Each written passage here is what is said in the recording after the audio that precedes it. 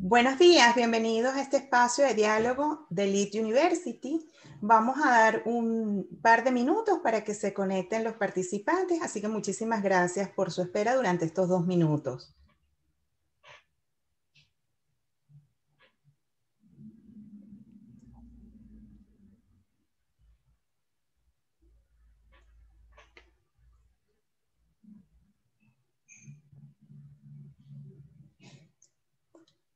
Buenos días, bienvenidos a este espacio de diálogo de Lead University.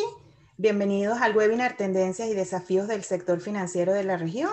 Vamos a dar un minuto de espera para que se terminen de conectar los participantes. Muchísimas gracias por participar.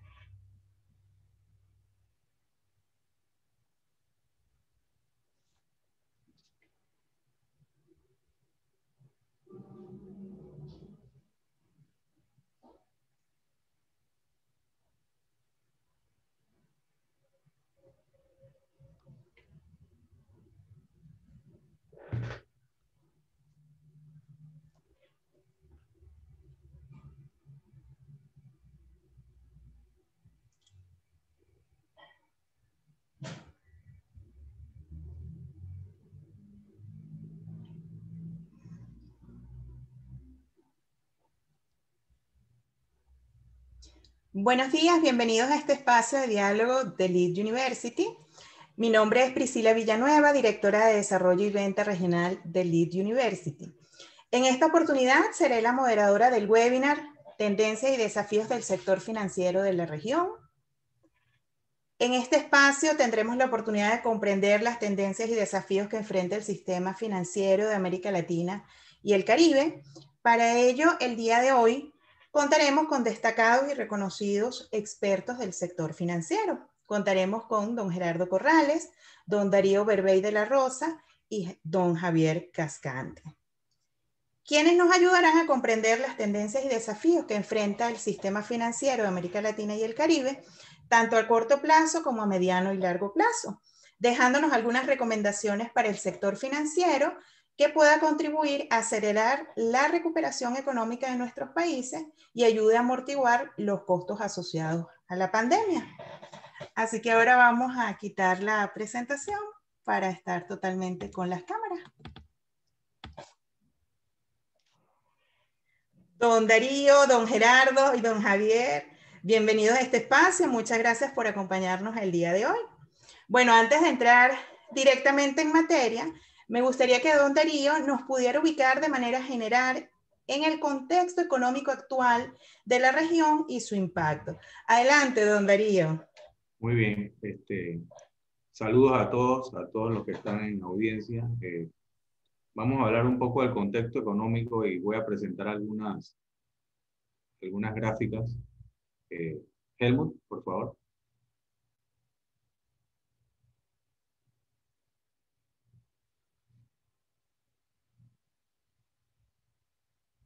Adelante. Helmut.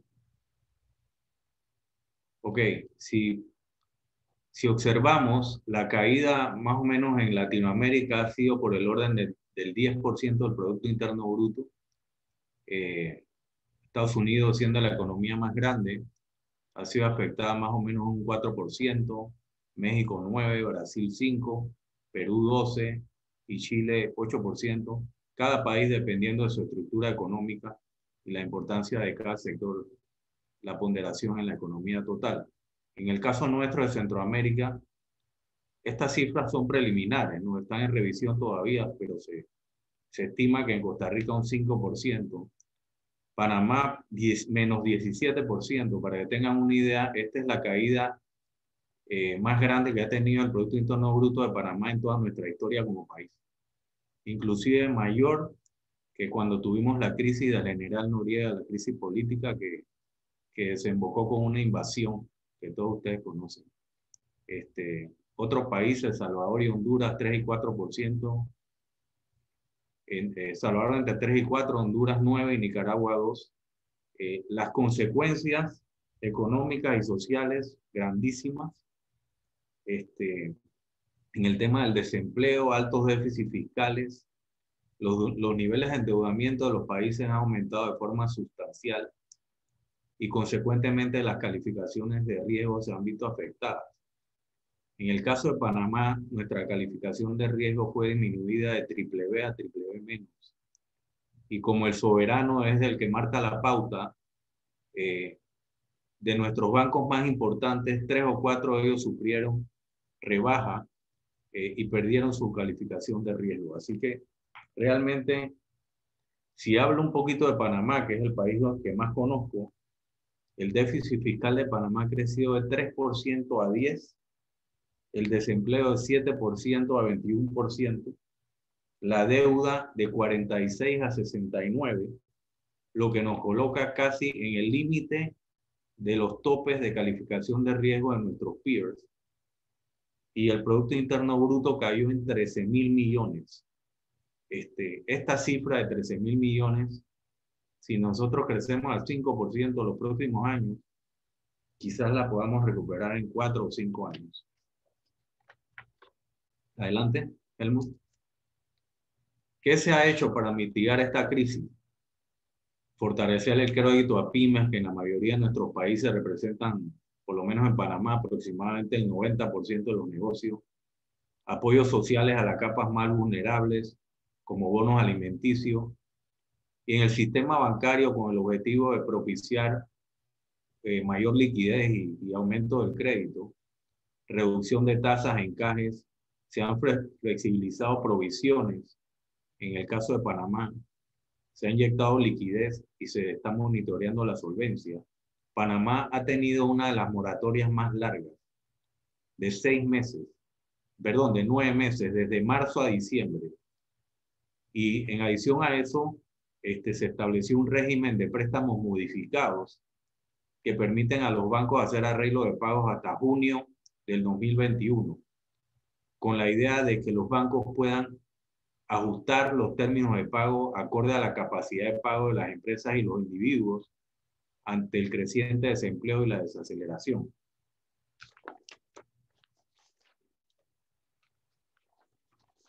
El impacto en la banca. Adelante, Helmut.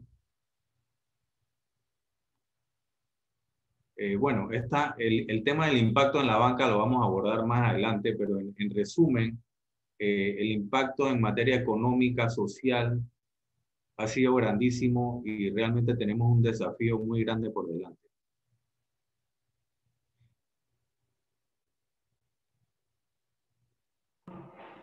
Muchas gracias, don Darío, por ubicarnos en el contexto económico y sus desafíos actuales. En esta misma línea, me gustaría que don Gerardo pues, nos pudiera comentar cuáles considera que han sido los principales impactos de la pandemia en el sistema financiero a la luz de hoy, ¿verdad? Adelante, don Gerardo. Muchas gracias, Priscila, y para mí es un gusto compartir con Lead University y con los seguidores, junto con don Darío y don Javier, que son expertos reconocidos en materia bancaria. Vamos a ver, importante, antes de contestar exactamente la pregunta que se me hace, entender que el negocio bancario es un negocio de intermediación financiera. ¿Esto qué quiere decir? Bueno, que como su nombre lo dice, los bancos captan por cuenta de riesgo propio recursos que son escasos y de uso alternativo del público a través de distintos instrumentos, llámese cuentas corrientes, cuentas de ahorro, certificados a plazo, y con ese dinero toman decisiones de asignación de esos recursos en distintos instrumentos como las inversiones en títulos valores o el activo más importante, que es el crédito. Ese es el concepto, digamos, de banca tradicional, y junto con eso, la banca se ha venido transformando más en un negocio de comisiones, en un negocio de fees, en un negocio de ingresos sin riesgo crediticio, que es el concepto de banca moderna. Entonces, cuando uno ve el balance general, el estado de situación de un banco, en el lado izquierdo observa recursos que han sido invertidos en caja, en el encaje mínimo legal, que es un porcentaje de los depósitos, en el Banco Central, en inversiones de liquidez, en cartera crediticia, y del lado derecho pues uno ve quién puso los recursos. En su gran mayoría estos recursos vienen del público a través de captaciones de ahorros, y el resto es el patrimonio.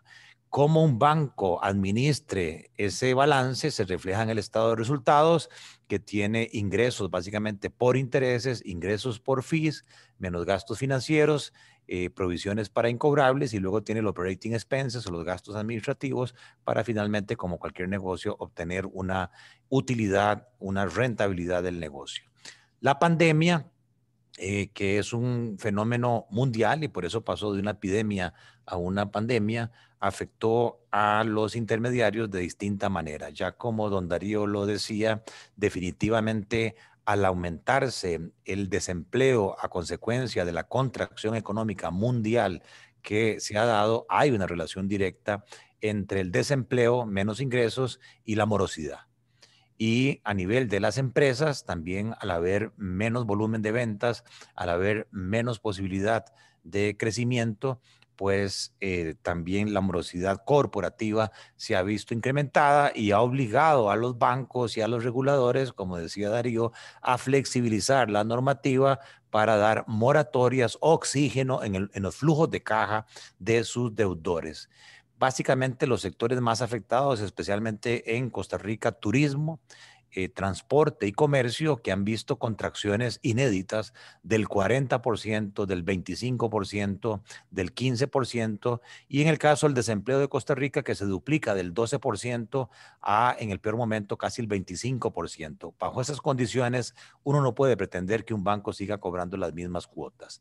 Luego sí, la gente se volvió más conservadora y los bancos siguen captando más recursos, pero a más corto plazo. Aumentan las cuentas corrientes, aumentan las cuentas de ahorro, cambia la estructura de fondeo, y eso hace que los bancos no puedan hacer descalce de plazos mayores, y por lo tanto se vuelvan más conservadores y inviertan en títulos valores soberanos más que en crédito. Y esa es otra consecuencia.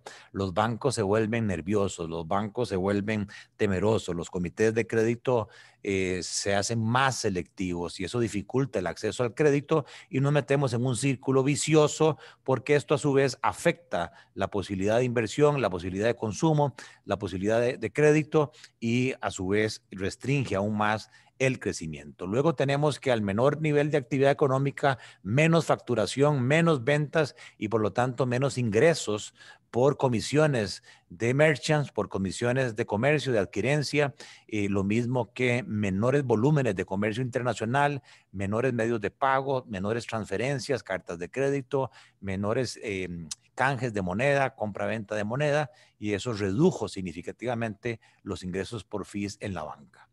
También hay una tendencia favorable, y es que el COVID vino a acelerar un proceso del cual vamos a hablar más adelante, que es la transformación digital de la banca. Ir abandonando los canales de distribución caros, brick and mortar, sucursales, a los medios tecnológicos. Y eso ha obligado a los bancos también a ser mucho más eficientes, a reducir sus gastos operativos respecto a los ingresos, y finalmente, si la rentabilidad a consecuencia de todos estos elementos, a pesar de que los reguladores han flexibilizado el tema de medir la capacidad de pago actual, de no modificar la calificación de riesgo de los deudores para evitar aumentos significativos en el gasto de estimación para incobrables, a pesar de eso, la rentabilidad de los bancos, al menos en el caso de Costa Rica, se redujo en el año 20 casi un 55% de menos. Yo diría que eso es un resumen de los impactos inéditos de un fenómeno que no se veía desde hace un siglo, y que definitivamente no hay sector que no se haya visto afectado por esta pandemia. Muchísimas gracias, don Gerardo, por compartir su análisis. Ahora bien, don Javier, considerando que el sistema financiero contempla diversos actores que a su vez están estrechamente vinculados desde el punto de vista regulatorio, ¿cuáles son los principales efectos concatenados que requieren mayor atención de parte de los reguladores? Bueno, primero que todo, muy buenos días. Un placer poder compartir con ustedes este rato y este tema tan importante. complemento lo que muy bien Gerardo y Darío mencionaban. Estamos viviendo una situación inédita que no se veía desde hace un siglo, ¿verdad? Y los que damos clases en las universidades y hablamos siempre de temas de riesgos, aquí se ha materializado un riesgo no diversificable que es la pandemia. Y entonces, cuando estos fenómenos ocurren, y en este caso particular estamos hablando de una crisis sanitaria, la principal preocupación del regulador es que los efectos de la pandemia no se trasladen a la estabilidad del sistema financiero, porque ahí sí tendríamos una tormenta más complicada. Tendríamos un problema ya de por sí en la economía real, en la actividad económica, como muy bien Gerardo mencionaba, trasladado al tema del sistema financiero. Y entonces el desafío de los reguladores es bien interesante. Primero, tiene que ese hospital financiero mundial que se ha creado para poder rehabilitar actividades económicas en problemas, tiene que manejarlo de una manera muy quirúrgica, hablando de temas sanitarios, pero además tiene que preocuparse de que los efectos que la crisis de por sí va a generar en la economía real no afecte la estabilidad de los bancos. Y entonces las regulaciones, por un lado, tienen que flexibilizarse temporalmente, y eso creo que todos los reguladores del mundo lo han hecho, pero también, ¿verdad? Debe llamar la regulación a la mesa de diseño de las entidades financieras a revisar sus modelos de gestión de riesgos, ¿verdad? Porque todos los reguladores del mundo le dicen ahora a sus bancos, a sus instituciones financieras, mire, vamos a rehabilitar a los deudores o a las actividades económicas, pero analicemos con cuidado ese tema que se llama capacidad de pago, que es una palabra muy sui generis, ¿verdad? Pero que de alguna manera tiene un trasfondo bien importante. Entonces, la regulación, número uno, debe preocuparse específicamente en evitar que de alguna manera el sistema financiero se contamine con los efectos de la pandemia, ¿verdad? Y entonces probablemente vendrán regulaciones asociadas a los bancos para pedir más fortalecimiento patrimonial, mayor eficiencia en su control de gastos, como bien indicaba Gerardo, ¿verdad? Probablemente ser mucho más selectivos en los temas de la cartera de crédito y de alguna manera, ¿verdad? Ser mucho más eficientes. Yo esperaría que la regulación también en el mundo apele, ¿verdad? A un modelo más basado en riesgos, más que en un modelo más prescriptivo. O sea, yo creo que es el momento ideal de que las entidades financieras avancen en sus modelos propios de gestión de riesgo, y eso las regulaciones deben permitirlo, y eso implica ir abandonando, como ya se ha venido haciendo, creo que a nivel internacional, ese modelo de que el regulador decida prácticamente el modelo de negocio de los bancos. Ahora yo creo que debemos ser mucho más abiertos, y aun cuando estamos en este fenómeno de pandemia, permitir que las entidades financieras desarrollen y de alguna manera modelen esos modelos de riesgo de una mejor forma. Muchas gracias. Muchas gracias, don Javier, por compartir su perspectiva desde el punto de vista de los reguladores. Ahora, don Darío, profundizando específicamente en la banca y en sus resultados, ¿cuáles son esos temas de mayor atención para la banca? Bueno, cuando analizamos el comportamiento de la banca, hemos observado que a nivel general los bancos han aumentado sustancialmente los niveles de liquidez debido al aumento de los depósitos y a que el crédito se ha contraído. Eso a raíz de que hay menos demanda en la economía y menos crédito calificado. Como mencionó Gerardo, ahora las políticas de crédito van a ser mucho más cautelosas que antes. Entonces, los niveles de capitalización a nivel por lo menos del sistema bancario panameño y de muchos sistemas sanos en Latinoamérica se mantienen altos. En Panamá andan por el orden del 15%, cuando el requisito es de 8%, o sea, más del doble. Y eso es muy bueno porque esta pandemia lo que ha producido es incertidumbre. En este momento nosotros no ha transcurrido suficiente tiempo para que los bancos puedan identificar cómo han sido totalmente impactadas sus carteras. Realmente se trata de ser muy conservadores y ir creando reservas en la medida que se puedan y en la medida que transcurra el año. Pero la realidad de la calidad de la cartera la vamos a conocer mucho más adelante. Pienso yo que a final de año, cuando conozcamos la realidad de los clientes y cómo ha impactado a cada cual. Entonces, Una consecuencia de esto ha sido el deterioro en la calidad de activos debido al creciente desempleo y el impacto sobre todo en las pymes, que ha sido muy fuerte. Esto ha producido que los bancos hayan sido bastante conservadores y hayan incrementado de forma importante sus reservas. Más adelante voy a presentar cómo ha impactado el estado de ganancias y pérdidas, el aumento de las reservas y, como había mencionado previamente, la caída de los ratings, que para mí es muy preocupante porque de los bancos principales panameños, digamos privados y los más grandes, que tenían el acceso al mercado internacional debido al grado de inversión. Recuerden que el grado de inversión permite accesar inversionistas institucionales, llámese fondos soberanos, fondos de inversión, empresas de administradoras de jubilaciones, aseguradoras que invierten a largo plazo. Entonces, este es un mercado que se contrae, que se cierra al país, en el caso de varios bancos, y el tema es que quizás no vamos a tener la misma liquidez que teníamos antes, y si la logramos tener va a ser mucho más cara. Consecuentemente, esto indirectamente va a producir un aumento en el crédito, en el costo. Y por el otro lado, renovar o pagar las emisiones que ya se hicieron y que van a empezar a vencer, muchas de ellas este año o el próximo, también implica un desafío para esos bancos, reponerlas o renovarlas. Creo que va a haber una tarea difícil, así que tenemos un desafío de administrar la calidad de la cartera, administrar la liquidez y todos esos descalces, probablemente que en algunos sistemas existen, porque los bancos no viven 100% calzados.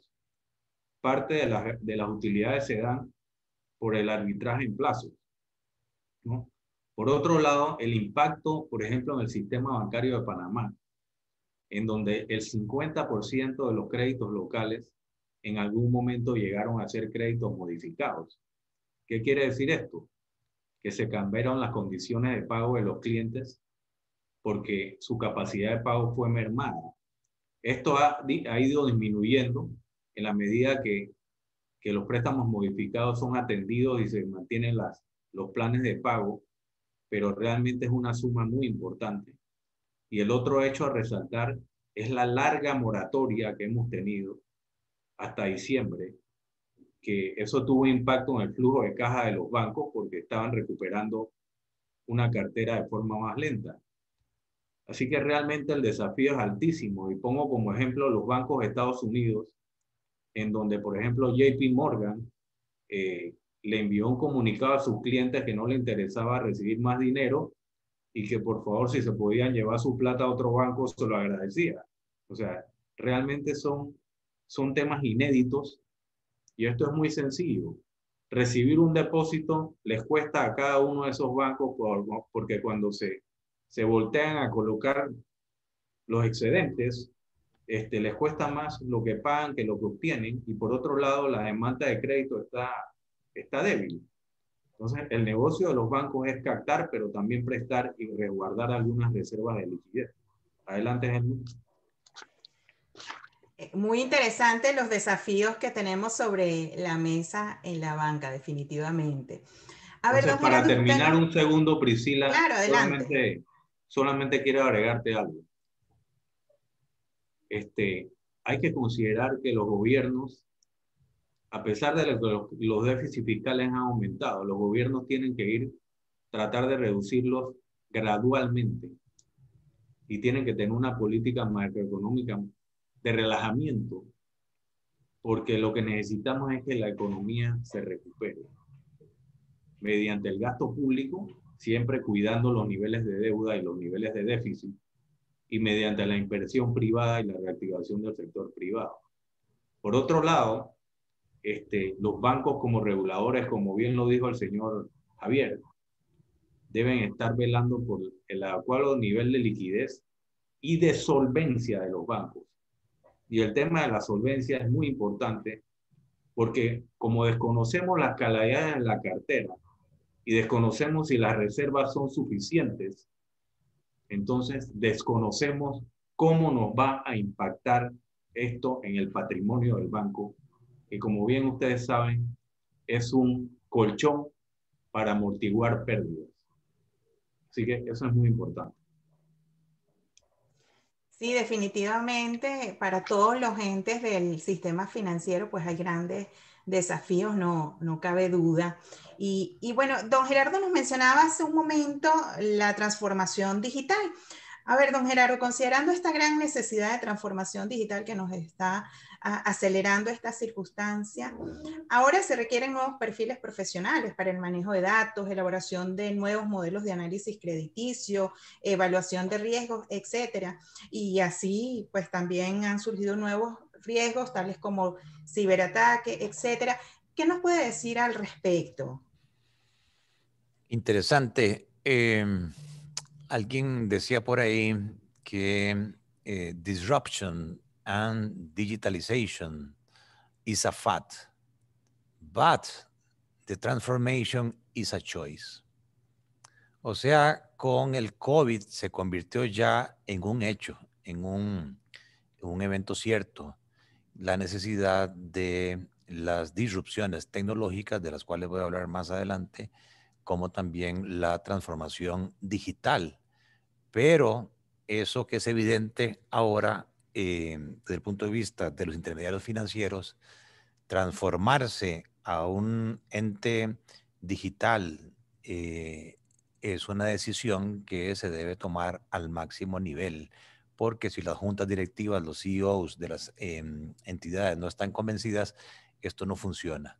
A veces la gente tiende a entender que una transformación digital tiene que ver con el área de TI. Eso es un gran error, porque para mí una transformación digital, sí, es cierto que es la incorporación de las nuevas tecnologías, ya sea que se desarrollen a lo interno del banco o en alianzas con las fintech, de las cuales voy a hablar también adelante, eh, pero es parte de un plan estratégico de la organización que permea todas las áreas de negocio, no solamente el front office, sino también el back office, finanzas, tesorería, crédito, la parte de banca personal, banca corporativa, la parte de adquirencia, la parte de emisión, pensiones, puesto de bolsa, sociedad de fondos, leasing.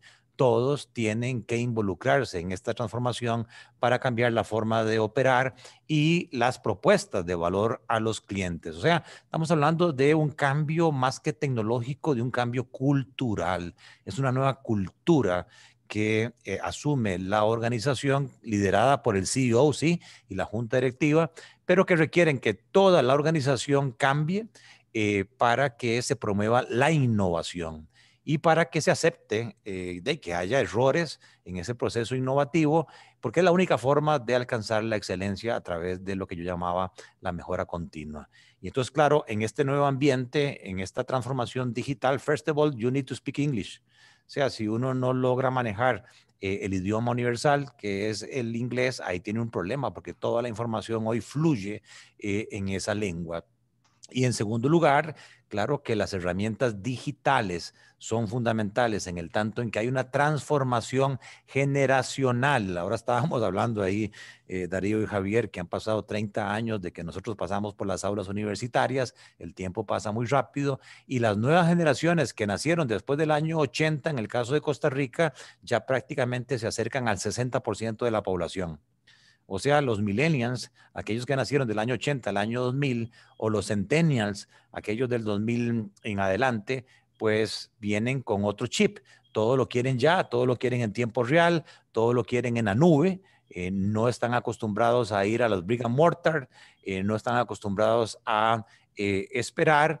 Y entonces eso requiere que los recursos humanos de los intermediarios financieros, sí, mantengan la experiencia de la gente de canas, pero se requiere también incorporar nueva gente que venga con nuevos pensamientos, nueva mentalidad.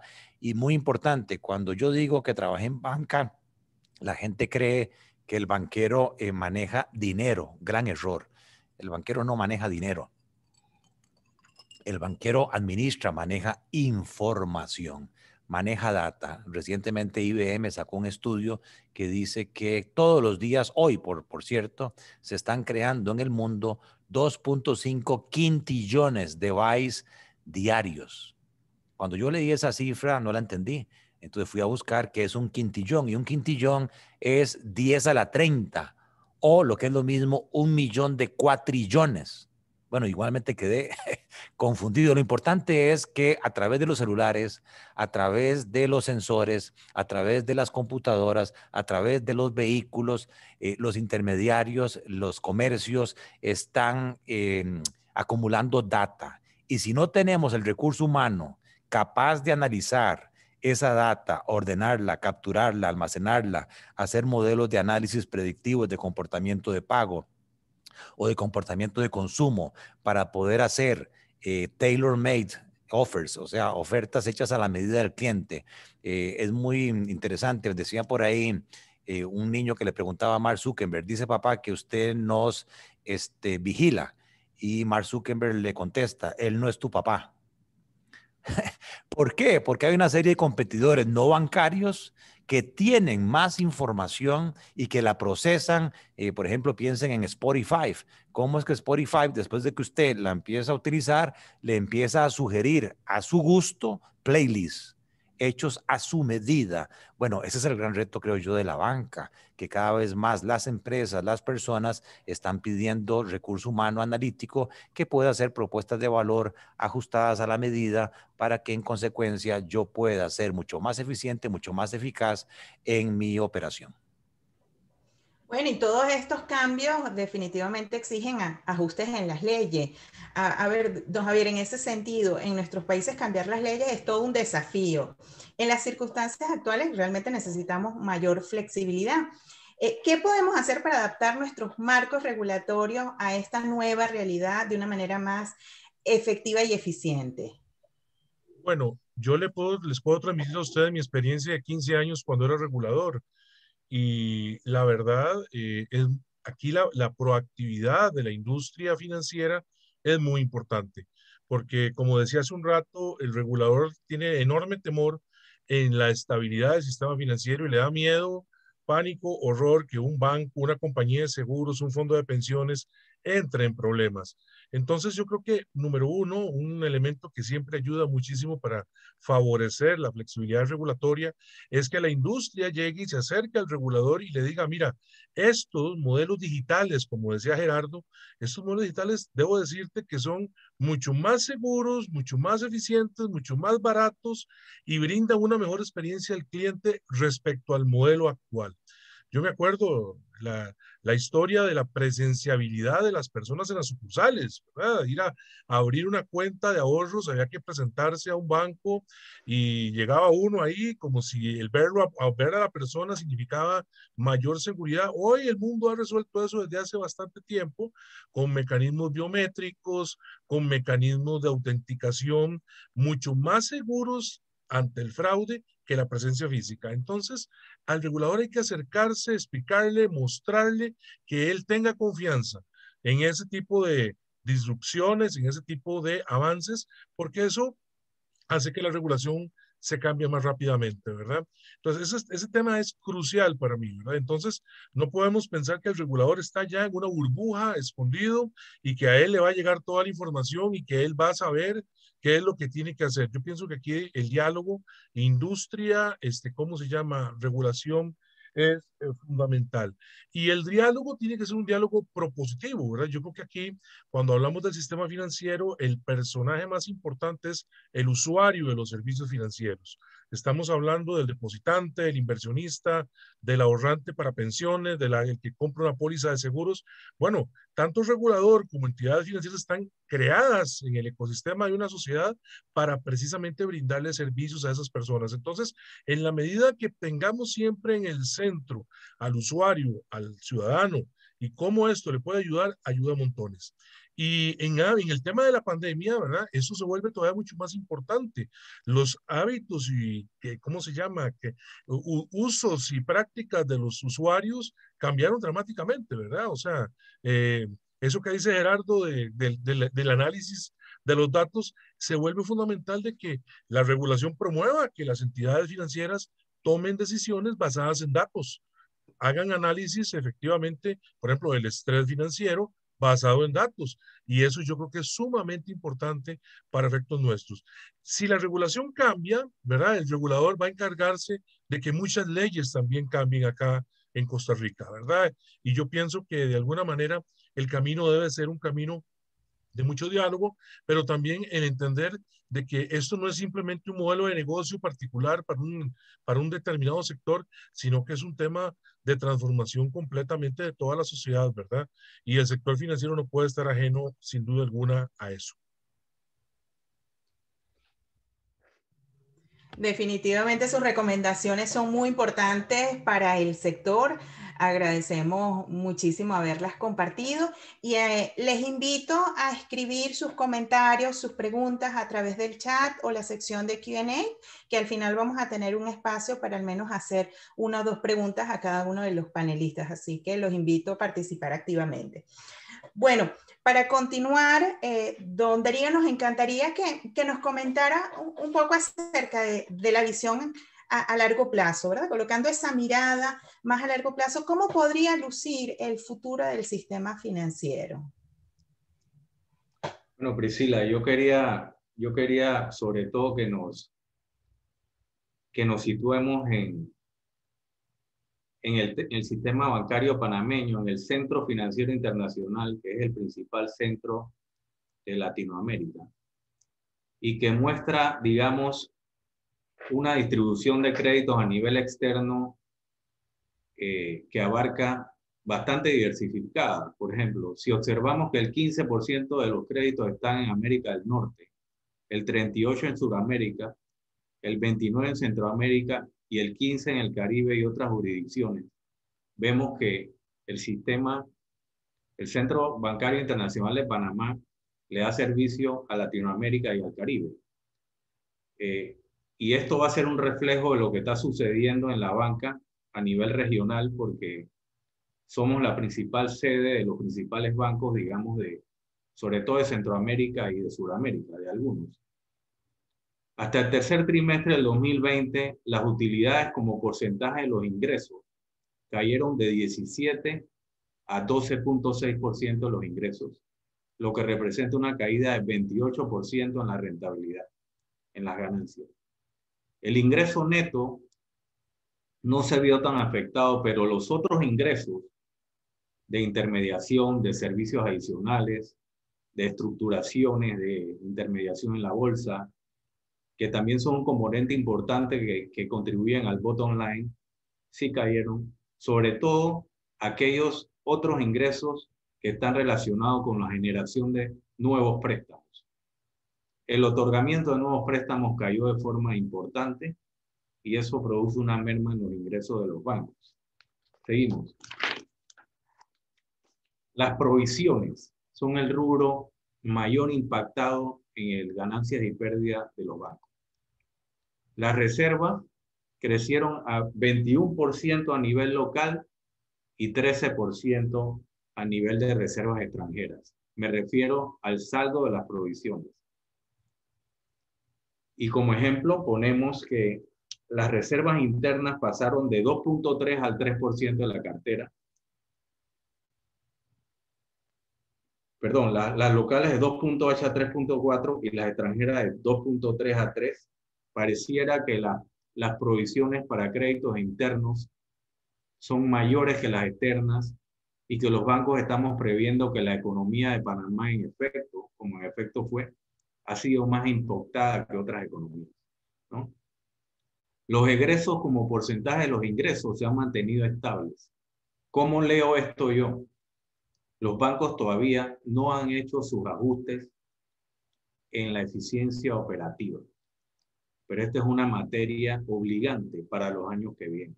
Si tus ingresos están mermados y tus provisiones van a ser mayores, tú vas a tener que ajustar tus gastos para tratar de defender los niveles de rentabilidad ya mermados, ¿no? Las reservas ya como gasto hasta el mes de septiembre consumieron en el 2019 el 10% de los ingresos totales y ya en el 2020 el 16%, siendo el rubro, como lo mencioné, que mayor impacto ha tenido en el ganancias y pérdidas. Como reflejo de lo anterior, avanza Helmut, por favor. Como reflejo de lo anterior, los préstamos clasificados como normales, o sea, que están al día, que ya venían deteriorándose porque en Panamá, digamos, la situación económica viene de una desaceleración. Antes eran el 93 en el 2018, 92 en el 2019 y ya estamos en el 91%. Lo que quiere decir en otros términos que el 9% de la cartera ya está clasificada. Entonces hay que ver cuánta reserva tenemos para esos préstamos clasificados como amortiguador. Por otro lado, como había mencionado, la liquidez sí ha aumentado porque el Centro Financiero Internacional ha logrado captar más. Sin embargo, la liquidez está colocada más en depósitos externos, que podemos intuir que estamos poniendo la plata en buen recaudo, o sea, flight to quality. Las inversiones sobre todo están buscando refugios seguros en Estados Unidos, en bonos del tesoro, en agencias con altas calificaciones y sobre todo calidad de la liquidez, instrumentos altamente líquidos. La cartera interna, como mencioné, se contrajo 3.4%, mientras que la externa de 8,5%. Y los depósitos aumentaron 6%, lo cual refleja la confianza que existe en el Centro Bancario Internacional, a pesar de que estamos todavía en listas grises, lo cual merma un poco, digamos, la reputación del centro, a pesar de todos los esfuerzos que ha hecho el país por deslistarse, todavía no lo hemos logrado, ¿no? El patrimonio, como otro rubro importante que, como mencioné, adelante Helmut, es el amortiguador de las posibles pérdidas futuras y de las cuentas malas, solo sufrió una pequeña merma del 1.92%. Así que, en resumen, el Centro Bancario Internacional de Panamá está muy líquido, está mejor provisionado y está todavía capitalizado, bastante preparado para el escenario que se presentará en el futuro. Sin embargo, no todos los bancos son iguales, no todos los bancos no tienen el mismo nivel de capitalización. En el sistema todavía hay bancos de menos de 1.000 millones que yo llamo pequeños, que no tienen las economías de escala ni la capacidad para generar reservas. Y eso es muy importante. Si los bancos no tienen la capacidad para generar reservas, no son viables, simple y llanamente no son viables. Muchísimas gracias, muy interesante cómo luce el futuro y los desafíos que tenemos para ir construyendo la situación ideal que nos gustaría. Don Gerardo, ¿cuál es su visión del futuro del sistema financiero? ¿Cómo podemos aprovechar las tendencias de las tecnologías disruptivas para construir ese nuevo futuro? Y en este mismo sentido, ¿qué rol juegan las fintech? Bueno, yo diría tal vez empezar porque el futuro inmediato, creo yo, no va a ser un copy-paste de lo que vimos en el pasado. O sea, todo esto que estamos viviendo es una cosa que nadie tenía en su radar y que el nuevo normal, como llaman algunos, va a ser muy distinto al pasado. De manera tal que si uno cree o se confía que ha sido exitoso hasta la fecha y que eso me garantiza el éxito futuro, como decía alguien, está conducido a ser un loser. Porque el éxito futuro, creo yo, no tiene relación con la historia pasada. De hecho, estamos viviendo lo que se llama una economía colaborativa, en donde lo que importa no es dónde estemos hoy, lo que hayamos logrado hasta el momento, a pesar de que haya sido de mucho mérito, sino que lo que interesa en este mundo globalizado y que está cambiando todos los días, precisamente es con qué rapidez el intermediario financiero y en qué dirección se está moviendo hacia adelante para aprovechar precisamente todos estos cambios que algunos llaman disruptivos, porque no son cambios leves, sino que son cambios bruscos, o sea, son cambios que están transformando la manera tradicional de hacer los negocios. Les pongo un ejemplo que es ya público, Lending Club o el Club de Préstamos en los Estados Unidos. Esta gente ha hecho modelos de predicción de comportamiento de pago que no se hacen en función de la historia o en función de consultar los famosos buró o diríamos aquí en Costa Rica el SIC, la Central de Información de Riesgo de Crédito, sino que lo que tienen son matemáticos, analíticos, físicos, etcétera, analizando lo que las personas ponen en las redes sociales, donde estudian sus hijos, donde vive, donde se fue a vacacionar. Ustedes saben que uno en las redes sociales pone más de la cuenta y en función de eso, como dicen en la Biblia, todos somos iguales, hechos a imagen y semejanza del Ser Supremo, pero en negocios hay algunos que son más iguales que otros. Y esa clusterización o segmentación de la población yo la hago en función de la data. Hay un famoso, o había un famoso ingeniero que cambió la forma de operar de los japoneses, William Deming, que decían, en Dios todos creemos, pero en todos los demás traigan datos, traigan evidencia. Y eso es un poco lo que creo que va a causarse con la banca, porque la percepción que hay de la banca tradicional en Centroamérica es que nuestros bancos son muy lentos, nuestros bancos son demasiado complicados de accesarlos, que nuestros bancos son muy costosos, que es difícil trabajar con los bancos, mientras que las expectativas cada vez más de los clientes y de las nuevas generaciones es que yo quiero una entidad financiera rápida, accesible, transparente, virtual, fácil, o sea, que no me sea difícil acceder a los bancos. Yo me dedico ahora a la asesoría. Vean, da congoja tramitar créditos en los bancos. Estoy lidiando con 2 bancos del Estado en Costa Rica y desde el mes de octubre, con 2 solicitudes de crédito de empresas que están pasando por problemas de liquidez por la pandemia, pero que son solventes y todos los días cambian y piden y piden y piden y todo físico. Yo creo que ese tipo de operación tiende a desaparecer porque son los bancos legacy, son los bancos análogos y lo que el mundo está requiriendo son bancos digitales, aparte de que hay un gran riesgo y es que tenemos nuevos competidores que no necesariamente son bancos.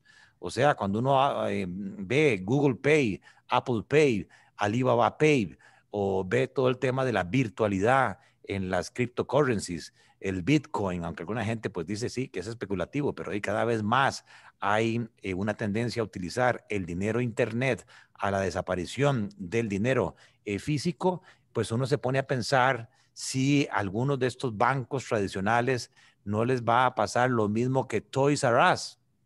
Y todos conocíamos la tienda Toys R Us. De repente se acoge al Chapter 11. ¿Por qué? Porque ya nosotros no vamos a las tiendas a buscar los juguetes físicos. Nuestros hijos pasan pegados, si no 24 horas, prácticamente la mayoría de su tiempo en videojuegos. ¿Quién quebró a Toys R Us? La nube, la computación en la nube, ¿verdad? Todo el e-commerce. Entonces me parece a mí que la búsqueda de alianzas con estas compañías fintech, de las cuales voy a hablar más adelante, en búsqueda de innovación, en búsqueda de aplicaciones móviles, en búsqueda de mayor eficiencia, se vuelve clave porque la desintermediación financiera con los open banks, con los challenger banks, con todas estas formas de pago virtuales, convierte verdaderamente en una urgencia de cambiar la forma tradicional de hacer negocios en la banca. Muchas gracias, don Gerardo, por compartir su visión. Para construir este futuro, un aspecto clave es el gobierno corporativo. Definitivamente los líderes de las organizaciones son los que impulsan estos cambios. Además de este aspecto, don Javier, ¿por qué es tan importante en estos tiempos asegurar el adecuado gobierno corporativo de las instituciones financieras? Sí, bueno, muy buena, muy interesante la pregunta. Sin duda alguna, porque el mundo cambió y entonces usted ocupa órganos de dirección, juntas directivas altas gerencias sintonizadas precisamente con esa nueva realidad y con ese nuevo entorno si queremos sobrevivir. Eh, el caso que mencionan hace un rato de los bancos digitales ya no es un tema de una oportunidad, es una obligación que los servicios financieros sean provistos de esta manera. Pero para eso tiene que nacer y tiene que comprometerse el gobierno corporativo de las organizaciones financieras a ese tipo de proyectos. Hace un rato Gerardo mencionaba el tema de la cultura. La cultura nace precisamente de un órgano de dirección convencido en que los procesos de cambio son necesarios. Si usted no tiene una junta directiva que está preparada en el entendimiento claro de lo que es la transformación digital, para citar un ejemplo, pues vamos a tener problemas, ¿verdad? Porque la cultura abajo, ¿verdad? Los bandos medios, los que ejecutan los proyectos, no tienen en su junta directiva el referente que los direccione precisamente a la nueva realidad. Con el tema de los riesgos, sucede exactamente lo mismo. Si usted tiene una junta directiva, una alta gerencia que no ha entendido de que hoy estar midiendo los riesgos, hacer estrés de precisamente de los balances financieros que muy bien mencionaba don Darío hace un rato. Si la junta directiva no está familiarizada con eso, si ese gobierno corporativo sigue pensando en aquellas juntas directivas de que yo llego una vez cada 15 días y me siento ahí y me hago un poquito de información, estamos mal. Esos bancos y esas entidades financieras no van a sobrevivir, yo sí me atrevo a decirlo. Entonces es fundamental que el gobierno corporativo se reinvente. Eso de que el gobierno corporativo es algo como estático, no hay nada más falaz que eso. Los gobiernos corporativos tienen que reinventarse y para eso los directivos tienen que prepararse, tienen que estudiar. Yo me acuerdo de una junta directiva de señores muy respetados que yo supervisaba, que sentían un atrevimiento de parte del supervisor que les dijeran que tenían que prepararse y que tenían que estudiar, ¿verdad? Yo pienso que todos tenemos que estudiar hoy en día, ¿verdad? Si queremos sobrevivir.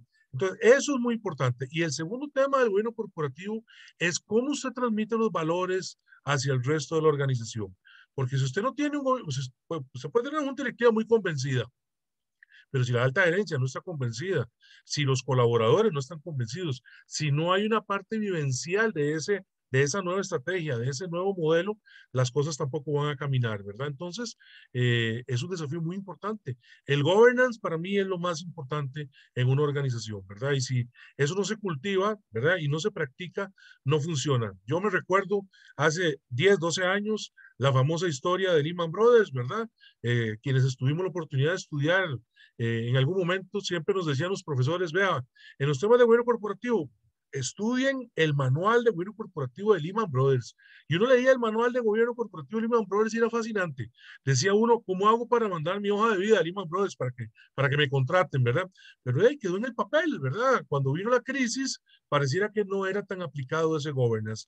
Hoy en día, con la nueva realidad, después de este tema de la pandemia, sin duda alguna hay que revisar ese tema y hay que tenerlo muy pendiente. El compromiso es de los directivos y de los dueños de esas organizaciones de motivar esa discusión de manera persistente y de manera disciplinada. Bueno, muchísimas gracias por resaltar además la importancia de educarse constantemente y bueno, y siempre ejercer un rol basado en los valores. Ahora, para atender, antes de avanzar en las últimas recomendaciones para el sector, quisiera atender algunas de las preguntas. Le voy a pedir a don Darío que nos ayude a atender un tema que nos refieren acerca de la legalidad del uso de la información.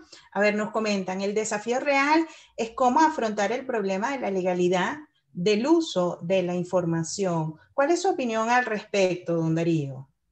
Bueno, como bien lo dijo Gerardo, toda esa aproximación y evolución hacia la banca digital, que lo que exige a los bancos es un servicio más dinámico, más seguro, respuestas más eficientes, procesos más eficientes,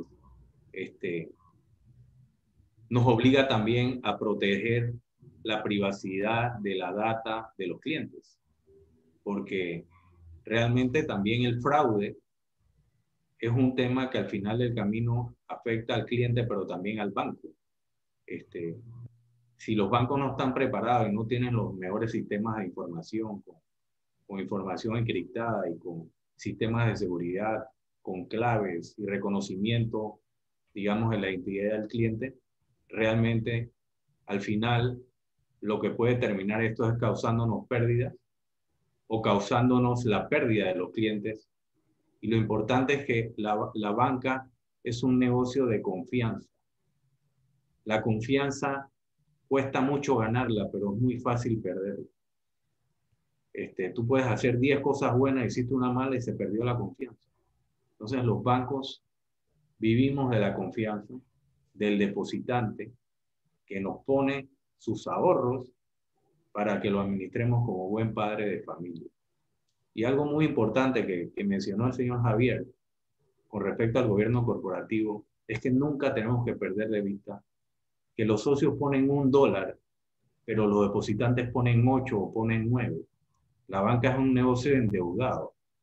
Entonces, el gobierno corporativo, el check and balance y la seguridad, todos son estos temas importantes porque la banca es un negocio público, pero de utilidades privadas.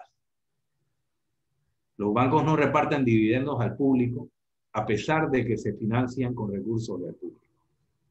Entonces, un negocio que vive apalancado y que ataca 7 o 8 veces lo que ponen los socios, tiene que ser un negocio bien regulado y tiene que ser un negocio con un gobierno corporativo fuerte. Muchísimas gracias. Aprovechando que tienen la lámina de los temas críticos para la economía y la banca, me encantaría que, ya para ir cerrando la ronda de comentarios, que nos pueda compartir cuáles son sus recomendaciones para acelerar la recuperación económica de nuestros países desde el sector financiero y tal vez reforzar algunos de los temas que ya ha venido comentando. Sí, primero que todo, para mí es muy importante el rol del gobierno. O sea, el gobierno es, digamos, el líder principal del país, es el que nos da la dirección. Y el gobierno tiene que tener una estrategia de recuperación económica muy clara, que honestamente en el caso nuestro no la conocemos. Creo que el gobierno se ha preocupado por obtener la liquidez necesaria para que el gobierno funcione, lo cual es correcto y ha producido un nivel de endeudamiento superior, tal como lo dije, porque el país tiene que seguir andando, pero los gobiernos también tienen que tener una estrategia de recuperación, no solamente administrar el tema fiscal. Y en el caso de Panamá, los sectores más afectados, llámese la construcción, la industria, el turismo, son los sectores que más generan empleo y necesitamos un plan de recuperación de esos sectores, lo cual no es fácil, pero tenemos que tener una ruta de navegación. La banca, por su lado, tiene que manejar varios temas importantes. Primero que todo es el tema de la liquidez. Ser muy conservadores y manejar el tema de la liquidez de forma acertada y de forma eficiente, con todos esos modelos de riesgo y tratando de identificar los niveles de liquidez correctos y el descalce que tengo, administrar esos riesgos. Por otro lado, administrar la calidad de la cartera, que como ustedes lo vieron, es el rubro más impactado y es el rubro donde tenemos la mayor incertidumbre, porque hoy en día nadie conoce cuánta plata va a perder en el futuro en cuentas malas. Ahora mismo tenemos aproximaciones y hay bancos muy conservadores, muy bien manejados en Panamá. Por ejemplo, el Banco General, que para que tengan una idea, en septiembre del año 2019, en el trimestre de septiembre del año 2019, reservó 9 millones y en el trimestre del año 2020 reservó 90 millones, 10 veces más, lo cual me parece excelente como medida precautoria y conservadora, pero lo que sucede es que no conocemos cuánto van a afectar las cuentas malas, nuestras reservas o nuestro patrimonio. Y lo mejor que podemos hacer es ser conservadores y hacer las previsiones hasta en exceso como en efecto hicieron los bancos en Estados Unidos, que reservaron en exceso y después reversaron cuando previeron que no iban a perder tanto. El error estaría en reservar poco, previendo que van a perder poco y después las pérdidas nos sorprenden. O sea, la banca conservadora siempre subsiste. Eso es muy importante destacarlo. Bueno, muchísimas gracias por esas recomendaciones finales muy valiosas para el sector, ¿verdad? Para además impulsar y acelerar la recuperación. Ahora, don Gerardo, voy a aprovechar de hacer dos preguntas finales, una que nos hacen llegar por el chat, donde nos preguntan acerca de las principales premisas cualitativas que visualizan en relación a estos posibles modelos de análisis crediticio más allá de la capacidad de pago. Y por otro lado, aprovechar para cerrar con sus recomendaciones para amortiguar los costos asociados al impacto de la pandemia. Adelante. Sí, interesante. Vamos a ver, cada vez más, a propósito de estos cambios estructurales que se están dando en la economía, los trabajadores independientes empiezan a ser más representativos y menos los asalariados. Y ya desde ahí hay un problema porque nosotros los banqueros estamos acostumbrados a pedirle al deudor, deme una constancia de su salario. En el caso de Costa Rica, la orden del seguro patronal, donde ahí uno puede ver directamente cuánto es lo que gana y es un salario normalmente fijo.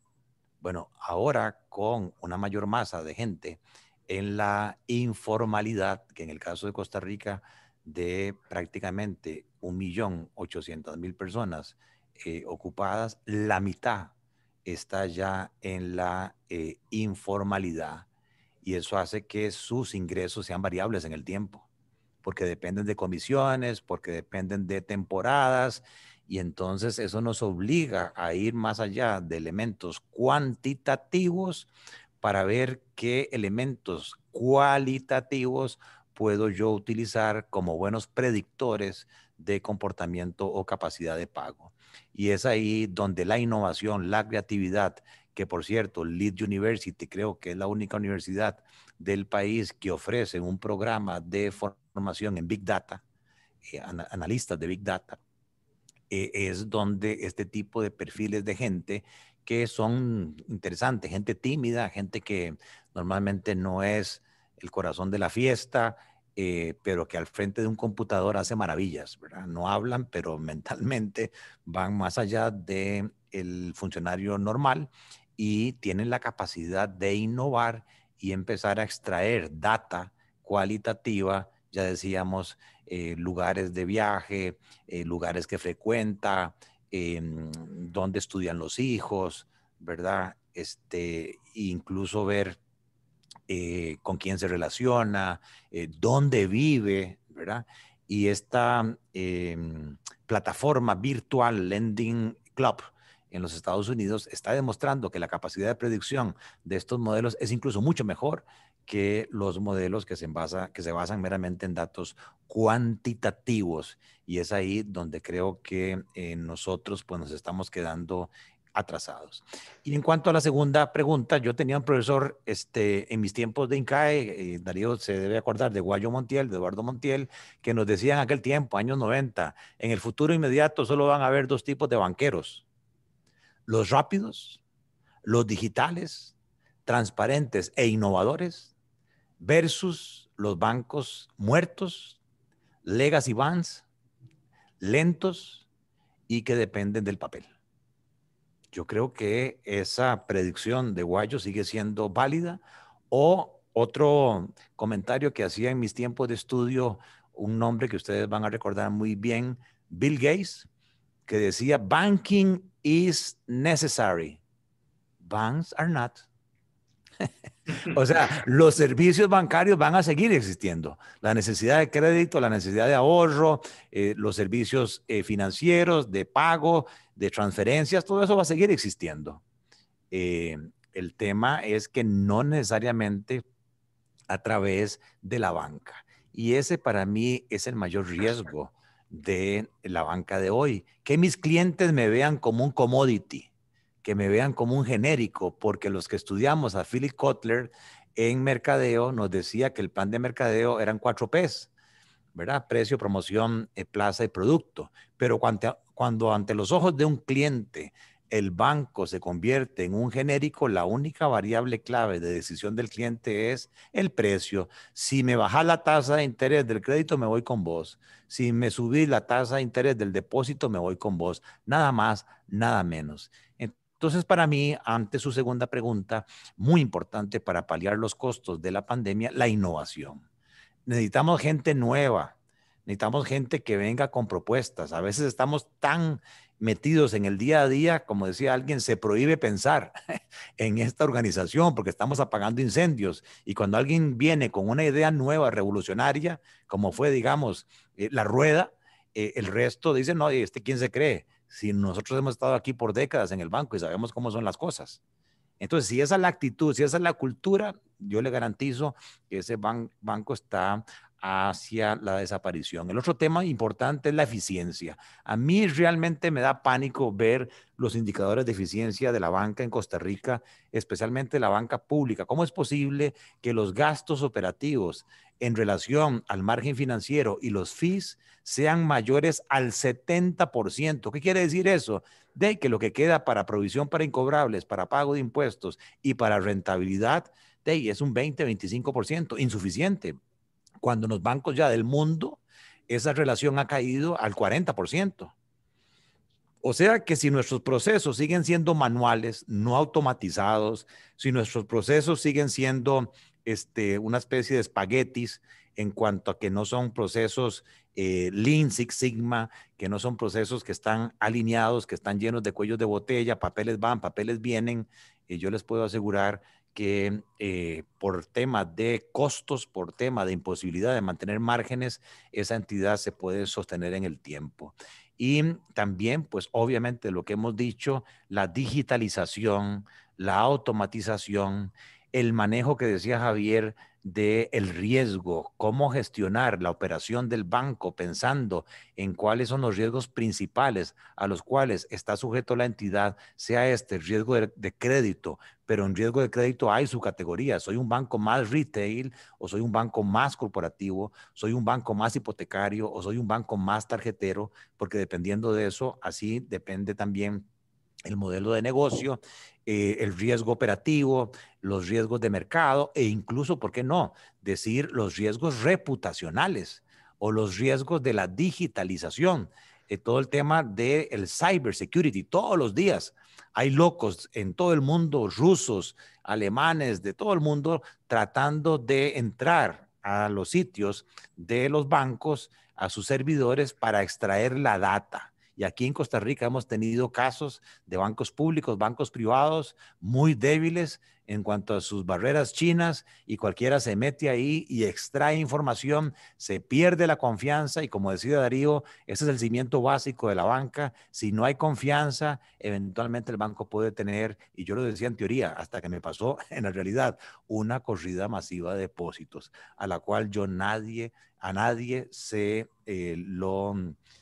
lo quisiera que tuvieran ese tipo de crisis. Entonces, un poco a lo que voy, Priscila, y gracias por la oportunidad. Hoy los bancos, más que todo, deberían estar enfocados en reducir sus costos operativos, en la innovación, en la digitalización y en las alianzas con las fintech, que son compañías que combinan finanzas con tecnología, que tienen mayor rapidez, incluso mayor innovación que los grandes departamentos de sistemas de información de los bancos, que están muy ocupados en temas internos, apagaincendios o en temas regulatorios, y por lo tanto el time to market, la capacidad de llevar nuevas cosas al mercado, es muy lenta, y es mejor buscar aliados que tengan esa mayor rapidez para enfrentar estos cambios disruptivos que se están dando en el mundo. Bueno, muchísimas gracias por este cierre y con estas recomendaciones tan importantes para el sector. Ahora, para finalizar, me gustaría que con don Javier nos nos pudiera compartir sus recomendaciones finales y no faltaba más, ¿verdad? Mencionar también algo del tema del riesgo político que nos puede compartir al respecto y si nos pudiera comentar cuáles son algunas posibles mejoras de la regulación que debe hacer en normativa para facilitar la banca, el uso de los recursos en pro de la reactivación de nuestra economía. Entonces, adelante, don Javier. Bueno, primero antes reiterar mi agradecimiento por haberme invitado a tan excelente discusión. Realmente aprendí montones de Darío y Gerardo, como siempre. Primer tema importante, complementando lo que dice Gerardo, de la importancia de la innovación y los temas digitales. Está demostrado en el mundo que a través de los mecanismos de digitalización se promueve más fácilmente la inclusión financiera y el acceso a los servicios financieros por parte de la población. Entonces, en una situación como la que estamos, con tanto desempleo, con tanta crisis, ¿verdad? Con tanto angustia en muchos lugares, definitivamente una entidad financiera, y hablo en general, banca, seguros, pensiones, compañías de inversión, que promuevan la digitalización, van a promover más fácilmente la inclusión financiera, porque va a ser más fácil para esa persona acceder a los servicios financieros y por lo tanto los bancos van a tener, las entidades financieras van a tener mayores probabilidades de sobrevivir. Entonces, definitivamente, ¿verdad? Ese tema no quería dejarlo pasar sin mencionar la inclusión financiera ligada a todo ese tema de la innovación. Temas regulatorios importantes. Los reguladores deben preocuparse en temas que se han mencionado en este seminario, ¿verdad? Primero, la importancia de proteger la información de los clientes. Si vamos a caminar en un mundo más tecnológico, más digitalizado, con mayor dependencia de la disrupción tecnológica, cosa en la que yo estoy totalmente de acuerdo, bueno, que las entidades financieras garanticen que están en capacidad de manejar la información de manera segura, ¿verdad?, de los clientes. Segundo tema importante en la regulación, debe promoverse entre todo este tema de la disrupción tecnológica un tema muy importante que es la información y la transparencia hacia los usuarios de los servicios financieros. Las legislaciones modernas tienen capítulos extensos sobre la importancia de que el consumidor financiero digital conozca sus derechos, conozca los riesgos, conozca qué es lo que está formalizando para prevenir fraudes, estafas, ¿cómo se llama? Y que siempre digan, mire, es que yo no sabía que esa cosa me pasó este fraude cibernético. Entonces, la regulación es importante que quienes provean estos servicios sean muy transparentes con los consumidores financieros en ese aspecto. Tercero, ya lo mencioné, el regulador tiene que ser muy flexible, ¿verdad? Y tiene que entender de que no necesariamente el hecho de que las cosas se puedan hacer ahora de una manera tecnológica significa que hay más riesgo de estabilidad del sistema financiero. Yo creo que es todo lo contrario. Cuando uno va a los países del sudeste asiático, cuando uno va a algunos países de Europa, se da cuenta de que las instituciones financieras que se han digitalizado son instituciones financieras más sólidas versus los bancos legacy que mencionaban hace un rato. Y el tema político, tremenda pregunta me da usted al final, ¿verdad, Priscila? Pero bueno, yo no soy político, ¿verdad? Pero yo lo que puedo decir es que lo mejor es que el mejor regalo que le pueden dar los políticos a los sistemas financieros es no meterse, es entender de que los temas del sistema financiero son temas técnicos, son temas en donde lo más importante es que el dinero que está en las instituciones financieras es de la población, no es de los banqueros, ni de las compañías de seguro, y menos de los políticos. Entonces, los políticos deben tener una posición muy neutral, y a mí, digamos, siempre cuando vienen estos años preelectorales, que es una realidad no solamente para Costa Rica, sino que para otros países de Centroamérica, siempre me inquieta, ¿verdad? Que efectivamente, ¿verdad? Haya alguna tentación, ¿verdad? Para que los políticos quieran, ¿verdad? No digo que con mala intención, pero quieran tener un objetivo político a través del sistema financiero. Yo pienso que es muy diferente, ¿verdad? Lograr objetivos de política pública que favorezcan a la población, eso es muy diferente a un objetivo político simplemente que busca nada más un interés particular. Y muchísimas gracias, a la orden. Bueno, muchísimas gracias, don Darío, don Gerardo, don Javier. Muchas gracias por regalarnos este provechoso espacio de diálogo, el cual es fundamental para encontrar caminos que promuevan el desarrollo de la región. Voy a compartirles un momento una lámina. Aquí la siguiente. Perdón. Un poco para recordarles pues que desde Lead University podemos acompañarles en las transformaciones necesarias para generar un impacto trascendental mediante programas hechos a la medida, maestrías, especialidades, cursos, investigaciones académicas y prácticas profesionales. Aquí les dejo mis datos de contacto en caso de que deseen alguna asesoría en el desarrollo de capacidades, bien sea personales u organizacionales. Y muchísimas gracias por participar en el webinar. Esperamos que haya sido de mucho provecho, tanto para ustedes como sus organizaciones. Y bueno, nuestros países nos deben este tipo de diálogo. Así que sin más, les deseo un feliz día y muchísimas gracias a todos. Hasta luego. Gracias, buenos días. Gracias a todos. Saludos.